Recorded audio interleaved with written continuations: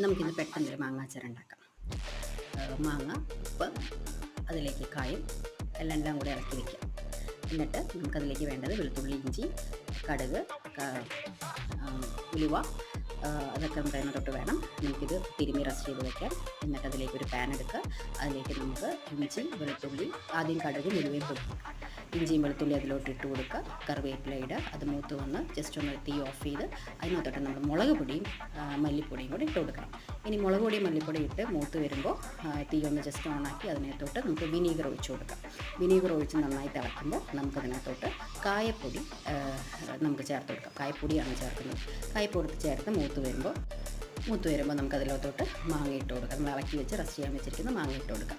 മാങ്ങയിട്ട് of ചെയ്തിട്ട് മാങ്ങ ഇട്ട് കൊടുക്കണം. തീ ഓഫ് ചെയ്തിട്ട് എന്നിട്ട് നമ്മളത് ടേസ്റ്റ് ഒന്ന് നോക്കണം, എല്ലാം സെറ്റായിട്ടുണ്ടോയെന്ന്. ഇല്ലെങ്കിൽ അതിനകത്തോട്ട് ആവശ്യത്തിനുള്ള കായപ്പൊടി ഉപ്പും ഒക്കെ ഇട്ട് നമ്മൾ അവസാനം ഇച്ചിരി കടുക്